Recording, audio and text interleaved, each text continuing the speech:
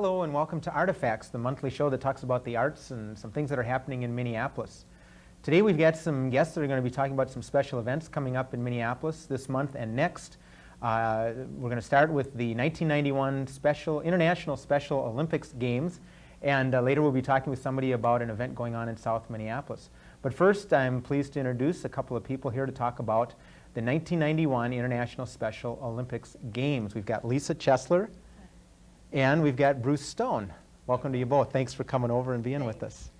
So, can you tell us just briefly, set the stage a little bit, what are the International Special Olympics Games? The games are held every 4 years the same way the Olympic Games are held. They are held for people with mental retardation, and they are divided up according to the athlete's abilities. You don't have people who use wheelchairs competing against people who don't use wheelchairs in the competition. You have people, they basically compete against people of their own abilities. Okay, what kind of events are held? We have everything from swimming, track and field, bicycling, bowling. Bocce is another big game. Is bocce done every time they have a Special Olympics Games? Right. And they're being held all across the Twin Cities area. Basketball is another big one. And roller skating, softball, tennis, volleyball, table tennis. Now, how does someone compete in roller skating? There's a track? Right, exactly. And a lot of it is done in figures similar to the ice skating. Interesting. Now, one of the reasons you're here to talk on Artifacts is talk about the entertainment, which I know you've been working on an awful lot. And I want to talk about some of the specifics. Now, Bruce, I know you're going to be performing at the Special Olympics Village, and we're going to talk about that in a bit, too. I understand you've got a juggling background. Is that part of what you do? Yes, I've been juggling quite a while. As a matter of fact, I'm glad you asked me about that, Phil, because I'd like to say a word or two about my juggling. You see, I've been going around in juggling circles for quite some time, trying to get a good grasp upon the situation. Now, with all the ups and downs of juggling, it's sometimes hard to make things a little easier for yourself. But I'm the kind who likes to get ahead without dropping the ball. So I've been able to be strong and take it on the chin without being underhanded or going behind anyone's back. This has made me capable of dealing without becoming cross, angry, or crotchety, and has allowed me to climb that ladder to juggling success.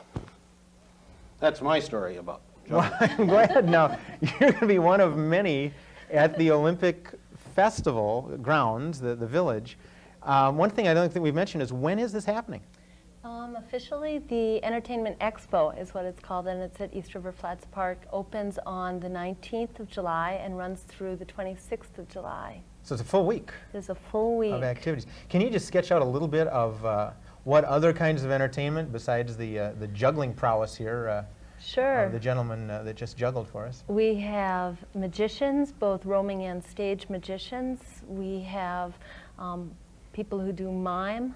We have singers, we have comedians, we have ventriloquists, lots of music and dance groups, everything from folk dance group, international folk dance groups, Morris dancers. We have several of the Morris dance groups from the Twin Cities coming down. Lots of individual singers. The Minnesota Symphonia is going to be performing. Dozens. Choral groups. And then we have international entertainment. We have a group of dancers, the Mill Dancers, coming in from England. We have a group coming from, I believe it's Virginia, that is they call themselves the Kangaroo Kids. They're a precision jump roping team, and they perform all across the country. And you've set up a village, or by the middle of July there will be a village. Right. Describe that a little bit. I understand it's in two parts. One is for the participants and one is for the public. Right. When you come down to East River Flats Park, which is below the University of Minnesota on the river, you come in to what we call the Circle of Friendship. It's a circle of booths and tents, so it's very festive looking down there, which have souvenir ticket information, sponsor booth information, it's the big information area.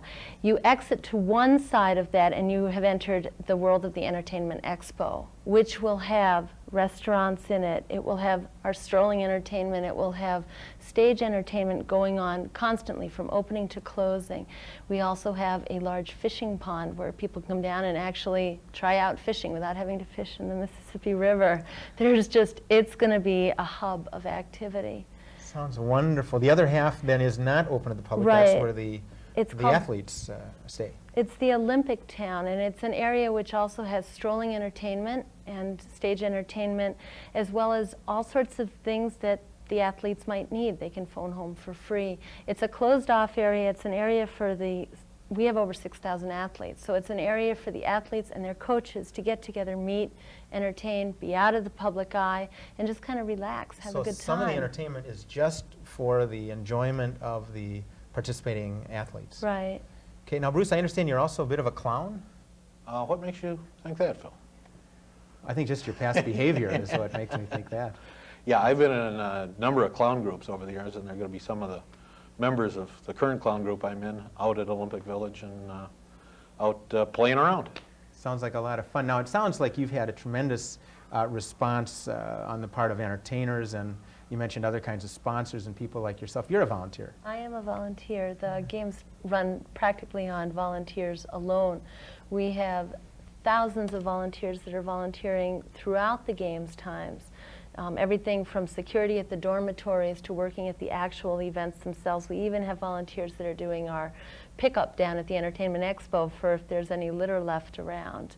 And in the office, the phones are all manned by volunteers. If you call the hotline, that's manned by volunteers.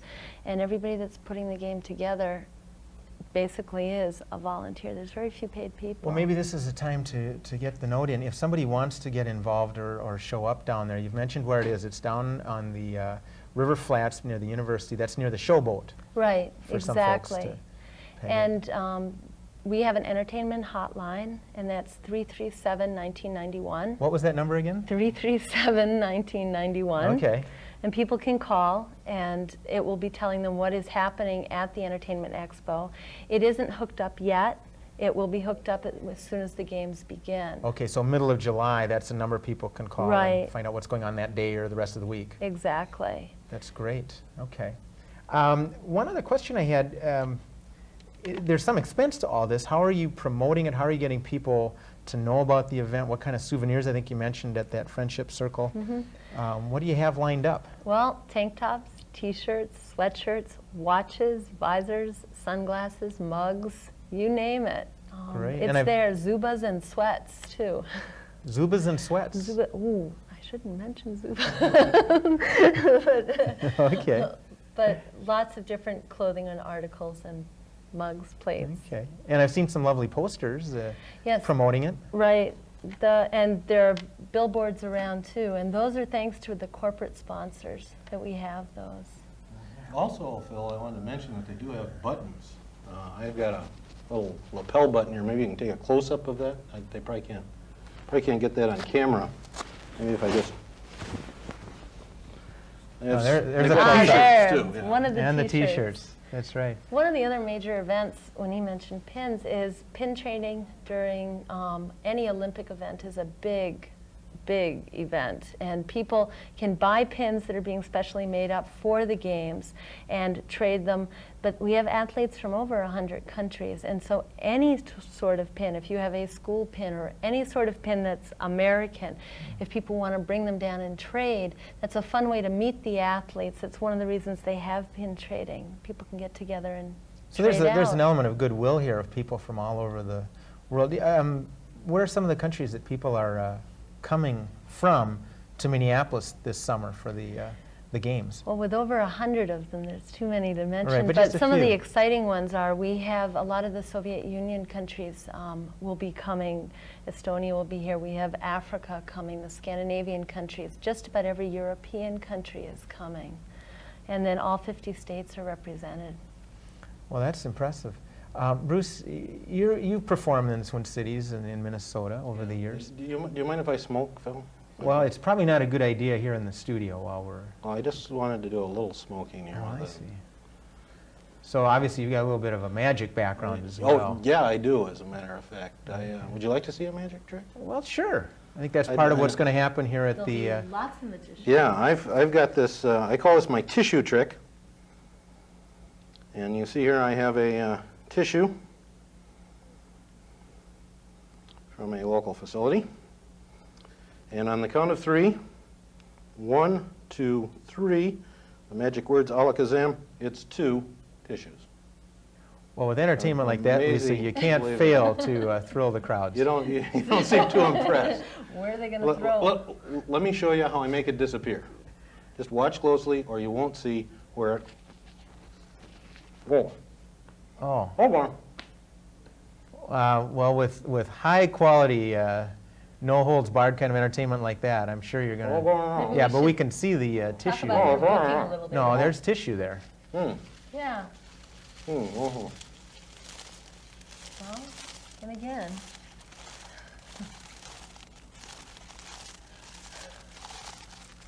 I've got a hunch we could be here for a while. I want to thank the both of you for being here talking about the 1991 International Special Olympic Games held the middle of the month. Middle of the month, the and 19th through the 26th. on the River Flats down by the university. Right. Lisa Chesler, thanks a lot. Thank you very much. And Bruce, How's it go? thanks for being here, and look forward to seeing you and others like you at the Special Olympic Games. Thanks. Okay, well, we'll be back in just a moment with the second segment of the show. Don't go away. There's an interesting fact you can take a look at right now.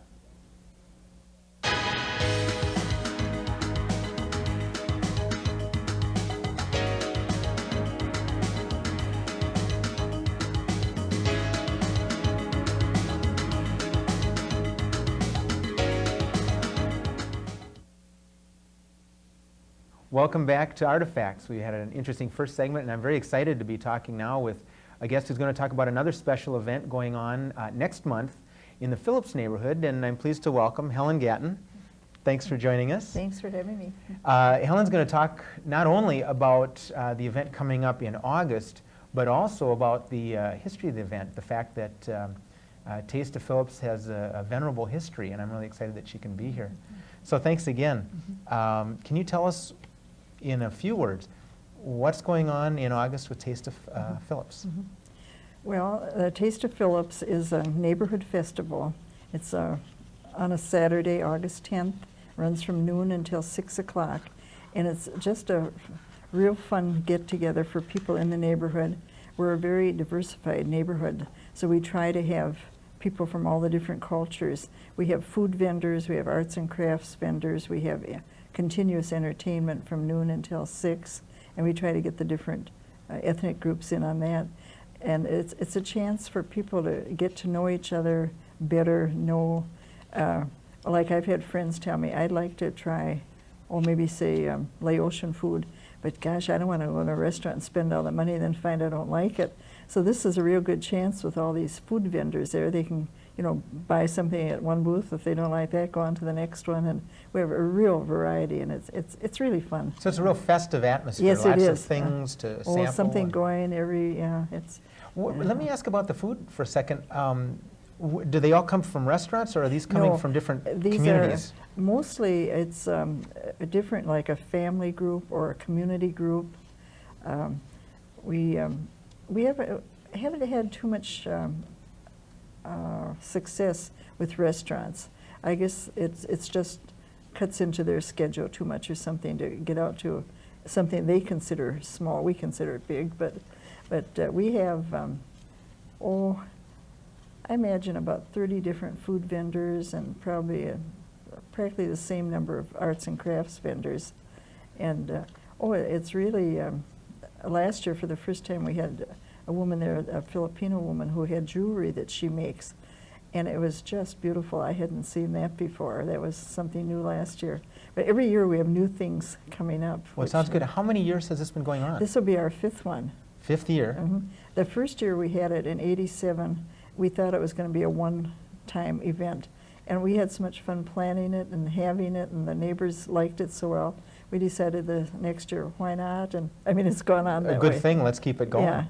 I don't think we mentioned where it is. It's at the Phillips Community Center. That's on 24th Street and 12th Avenue. And it's on the grounds of the center. If the weather's bad, we can move inside, so there's no problem as far as weather or anything.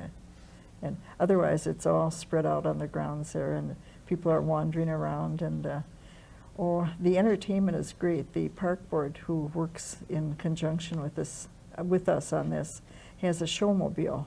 It's this great big truck thing with a stage, and that's where we have our entertainment.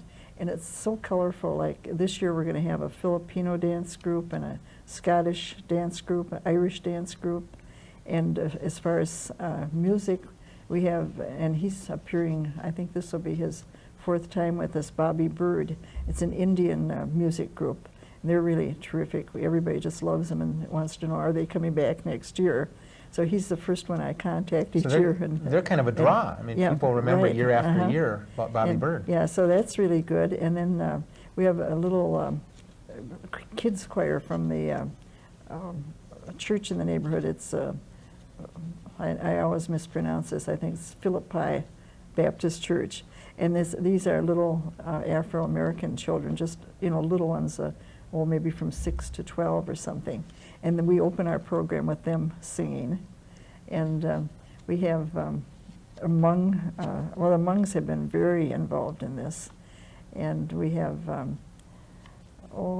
me see what, we have, this Delmar, maybe you've heard of him, he sings around downtown. He drums, and yeah, sure. He's going to be there.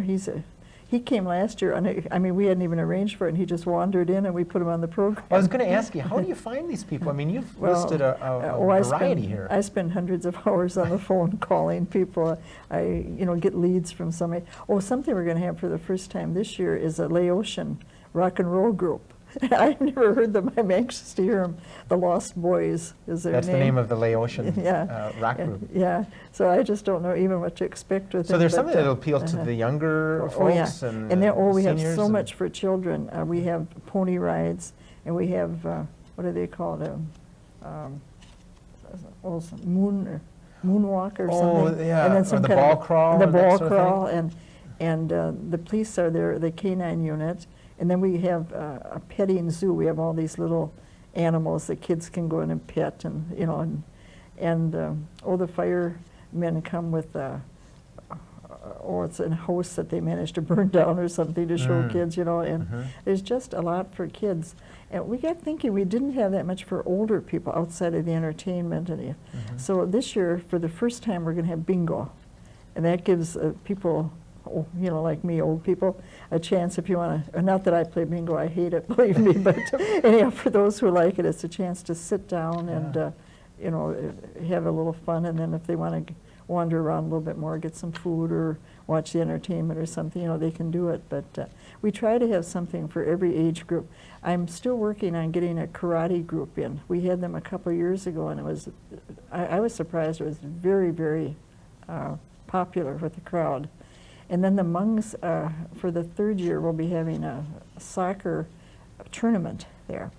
So you've got sports and arts and crafts, you've got entertainment yeah. and food. Oh, and then we have a friend of mine called me one time, and I was just kidding him. And I said, hey, you're Lebanese. Do you have any special talents or anything? And he said, gee, the only thing I could do and you probably wouldn't want is to have a farmer's market. I said, are you kidding? And so last year we had him, and he's coming again this year. And was that ever popular? And this is, they have stands of fresh food? He's quite a gardener, so it's everything he grows. And he doesn't use any chemicals or anything, and everything was displayed so well, and that was really popular. Well, Helen, I've just got to ask, I mean, this is a major undertaking. This isn't something you put together in a couple of months. How do you put the Taste of Phillips together? Well, the first time we did it, it was really funny. We had a neighborhood organization, PNIA, which we started in 1962. And so for 25 years, we were very active and doing things in the neighborhood. And I was president for many years and very interested in what we could do. And then in '87, we had some disagreement, and we had a split in the neighborhood. And some of us, especially those who had been around a long time, really felt bad about this because, you know, we didn't want to see our neighborhood split. So about 6 or 7 of us got together and started saying, what can we do to bring the neighborhood back together? Well, we talked about a meeting, but we thought probably nobody would come, or they'd come and it'd be a confrontation type thing, you versus us, or, you know, whatever. And so that didn't work. But then I said, you know, we used to have neighborhood picnics, but would anybody come? Well, nobody knew. Finally, I said, well, do you suppose we could put on a festival? Would people come to that? And everybody said, no, they didn't think so. And this was about like in March of '87. And we said, well, let's try it. If we fail, we fail. So we had it in June that year, and we were a bunch of amateurs. We didn't know what we were doing.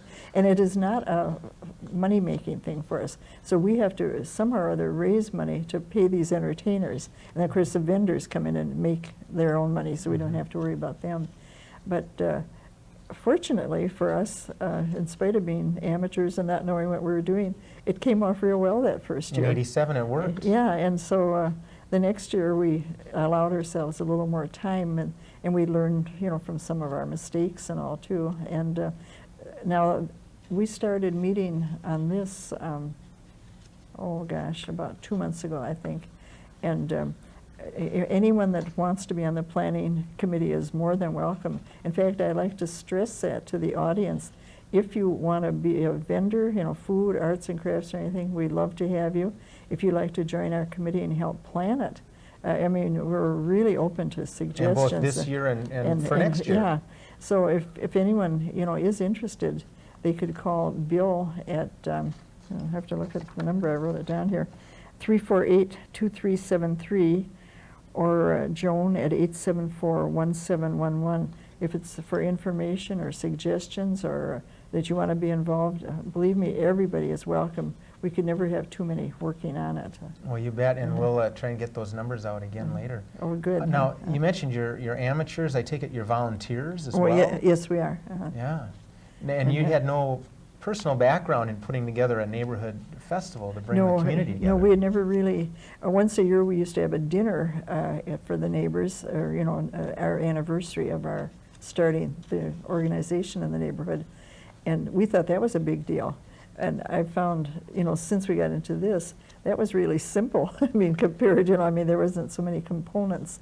But this has been a lot of fun, and it's, you know, bringing people together, and it's giving people a chance to get to know others. I mean, you know, here you've got a black group, a white group, an Indian group, a Asian group, a Mexican group.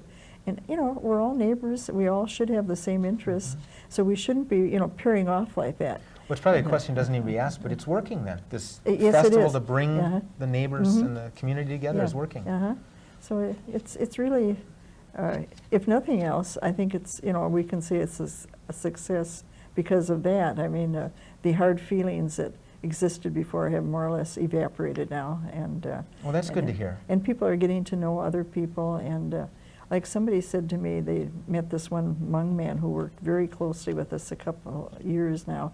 And they said, you know, I've never talked to an Asian before. And they said, gee, he's really nice. I said, oh, he's great, you know.